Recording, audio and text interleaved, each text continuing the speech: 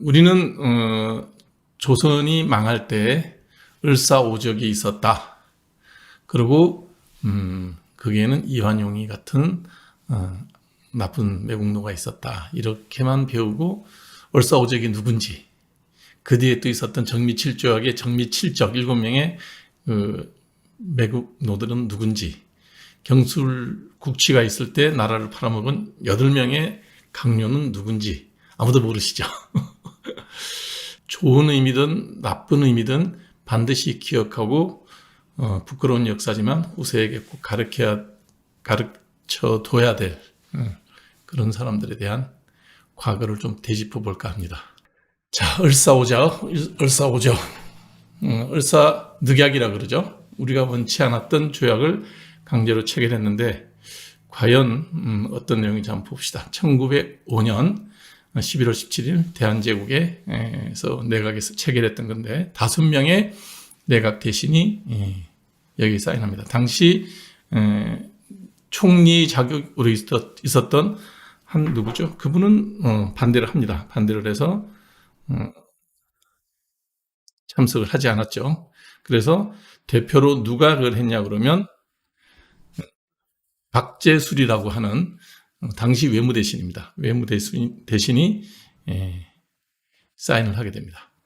이 을사늑약의 가장 큰 문제가 되는 게 뭐냐면 이것 때문에 우리가 일본과 국제법상 합법적으로 조약을 통해서 한 나라가 된, 그렇게 인정을 받아버리는, 그래서 우리는 2차 세계대전이 끝나고 난 다음에도 승전국 지위를 얻지 못하는 그런 조약의 단초가 됐죠.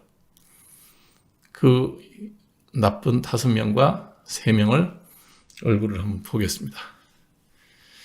을사오적에 실질적으로 일본 책임자와 사인을 했던 사람은 박재순 외무대신입니다. 네. 그 다음에 두 번째는 군부 대신 이근택, 그 다음에 내부 대신 이지용, 농상공부 대신 권중현. 이게 다 이제 조선시대 노론 10파에 해당되는 사람이죠. 안동근 씨고요. 이근택, 이지용은 전부 다 고종의 친인척 관계에 있습니다. 네. 나머지 3흉은 뭐냐면 이 세 사람이 고종의 측근으로 있으면서 처음에는 이하영 법무대신 같은 경우는 반대를 하다가 조약이 체결되고 난 다음에 실무에 들어가서 아주 적극적으로 이제 조약을 이행을 하는데 일본의 협박이나 회유도 있었겠지만 그거보다는 고종의 지시가 있었다라고 보는 게 맞을 겁니다. 정미칠조약이 1907년에 맺어지는데 이건 왜 맺어지게 되냐면 요 사이에 1905년 을사늑약 이후에 헤이그 밀사 사건이 벌어집니다. 그래서 을사늑약, 자기들은 을사보호조약이라 그래요. 을사보호조약의 조약 위반 혐의로 고종을 강제 퇴위시키고 다시 정미칠조약을 맺게 됩니다. 한국의 차관 정치를 다하게 됩니다. 무슨 얘기냐면 통감 갖고 안 되겠고 판서 대신은 너네들이 하지만 그 밑에 차관은 전부 일본 사람으로 넣어서 모든 내정을 전부 다 차관이 결정하겠다.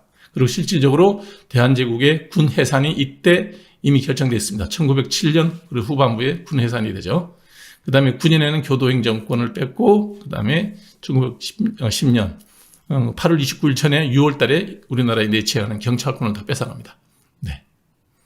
이게 정미칠조약인데 이때 또 우연의 일치로 7명의 강요들이 여기에 사인을 합니다. 정미칠적 여러분은 사진과 이분들의 이름을 다 하나씩 말씀드리겠습니다. 한번 보죠. 송병주는 저기 뭐죠? 일진행가에 거기도 또 관련돼서 이분은 꽤 많이 알려졌죠. 이병무 국방대신, 군부대신, 고영 탁지, 재정기획부, 조중웅 법무대신, 이재곤 학부대신, 임선준 내부대신, 7명이 한 명 또 빠져있죠. 네, 이완용입니다. 경술국치에는 이제 마지막 우리 국치일이죠. 1910년 8월 29일 경술국치 때 사인을 했던 8명의 우리나라의 도적들이 있습니다. 윤덕영, 시종, 원경, 민병석, 민시척적이죠. 네. 국내부 대신 고영희, 이분은 정미칠적에도 이름을 올렸던 이관왕입니다. 박재순, 그때는 정미칠적에는 빠졌고요. 이번에 경술국적에는 이름을 올린 역시 이관왕입니다. 그때 박재순 외무대신이 을사늑약에 사인하기 전에 이런 얘기를 합니다. 이것은 명령이 아니라 바로 교섭이니 찬성과 반대가 있을 수 없습니다. 내가 현재 외무대신의 직임을 맡고 있으면서 어찌 외교권을 넘기는 것을 찬성한다고 말할 수 있겠습니까? 라고 얘기하고 난 다음에 이등박문이 또 이런 한 얘기가 있죠. 뭐라 그러냐면 적극적으로 반대를 하지 않으니 그러면 찬성하는 걸로 하겠습니다. 그러고 사인을 했어요. 자기가 외무대신인데 어떻게 나라의 외교권 넘기는 것을 찬성한다고 말할 수 있겠습니까? 도장은 꾹 찍은 박재순 그 당시 외무장관입니다. 경술국치에도 이름을 올리는 이관왕이 됐습니다. 조중웅 농부대신 이분도 또 정리칠적으로 해서 이관왕이죠. 이병무 이분도 역시 이관왕입니다. 참 훈장도 많이 달고 있고 휘장도 화려합니다. 네. 무관이니까 당연하죠. 조민희 승령부총관은 이완용의 처남입니다. 처남. 이완용의 처가 조신가 봐요. 조민희. 그러니까 끼리끼리 다 해먹었던 거죠. 왜 우리가 이완용만 기억을 하느냐? 을사오적, 정미칠적, 경술국적에 이름을 셋 다 올린 사람입니다. 마지막에 경술국적 사인을 할 때는 이 사람이 내각 총리 대신 국무총리였었습니다.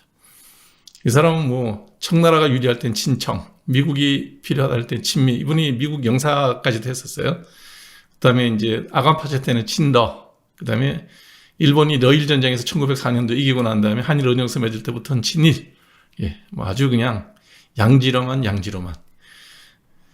그래서 이 삼관왕 그랜드 슬럼을 쳤기 때문에 앞에 나온 이런 조민희, 조중흥, 이병무, 박재순, 고영희, 윤덕영, 민병석, 그 다음에 임선준, 조중흥, 이재곤, 송병준, 고영희, 이병무, 이재극, 민영기, 이하영, 박재순, 이근택, 권지훈, 이정, 이 모든 사람들의 면면을 제끼고 나라 팔아먹는 그랜드 슬럼에 등극했습니다.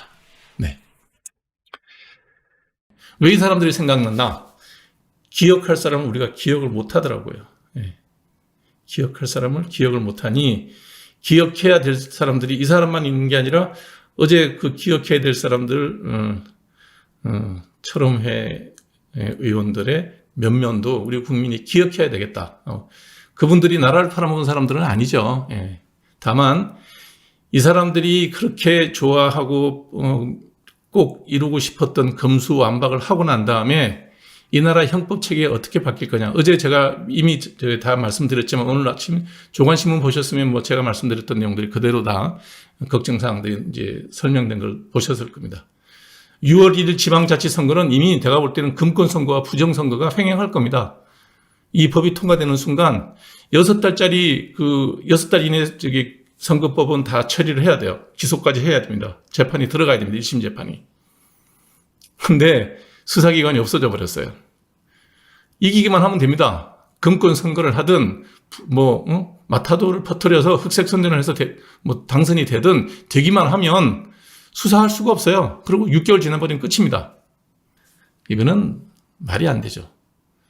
자, 제가 이 검찰 수사권을 완전 박탈하는데 열심히 노력하신 철험회 회원분들의 얼굴과 지역구에 대한 것을 다시 한번 여러분들한테 리마인드 해드리겠습니다. 18명 언론을 통해서 확인된 분들만 올리겠습니다. 네. 경기 남양주 병의 김용민 의원입니다. 경기 안산 단원을의 김남국 의원입니다. 경기 수원갑의 김성원 의원입니다. 대전 중구의 황운하 의원입니다. 경기 용인시 정의 이탄희 의원입니다. 비례대표의 최강욱 의원입니다. 이분은 아마 지금 현재 재판 중일 거예요. 광주 광산을의 민형배 위장 탈당을 했던 위장 차수원 간첩은 봤지만 위장 탈당은 처음 들었습니다. 의원입니다. 동작구 을의 이수진 의원입니다. 은평갑의 박주민 의원입니다. 경기 시흥갑의 문정복 의원입니다. 경기 안양시 동안구갑의 민병덕 의원입니다. 서울 동대문구 을의 장경태 의원입니다. 경기 고양시 을의 한준호 의원입니다. 경기 고양시 병의 홍정민 의원입니다. 비례대표의 최혜영 의원입니다. 광주 동구 남구갑의 윤영덕 의원입니다. 비례대표의 유정주 의원입니다. 대전 대덕구입니다. 잘 못합니다. 대전 대덕구의 박영순 의원입니다. 네. 18명 확인된 분들입니다. 네. 이분들이 우리나라 형사법 체계를 완전히 무너뜨렸습니다.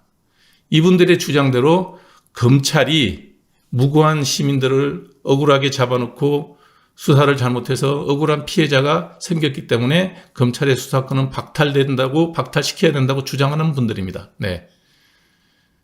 저도 검찰이 민주적으로 모든 형사 피의자들을 잘 처리했다, 잘 수사했다라고 얘기하고 싶지는 않습니다. 잘못한 것도 있고 무리한 점도 있었고 뇌물이나 청탁을 받은 검사도 있었습니다. 자, 그러면 검찰의 수사권은 없어야 됩니까? 그럼 제가 의사니까 의사로 얘기를 할게요. 의사 중에 수술을 하다가 잘못해서 환자를 목숨을 잃게 할 수도 있고 수술 중에 의사의 과실로 인해서 장애를 만들 수도 있습니다. 그러면 의사의 진료권이나 의사의 수술 권한은 없애버려야 됩니까?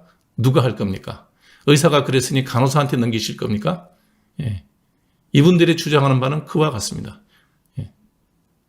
자, 여러분들도 생각이 각기 다를 겁니다. 예, 여러분들의 생각이 각기 다를 거고 여러분들한테 제 생각을 강요하지 않습니다. 금수완박이 필요하다고 생각하시는 분들, 예, 그런 분들도 있습니다. 예, 제 생각을 얘기했을 뿐입니다. 네. 그 당시 나라를 팔아먹을 때도 박재순 같은 그 당시 외무대신이 한 얘기가 있습니다. 우리가 나라가 어려우니 외교권을 잠시 넘기다가 나중에 우리가 좀 형편이 좋아지면 다시 돌려받으면 됩니다라고 얘기했다고 합니다. 예. 그런 사람이 외무대신도 했습니다.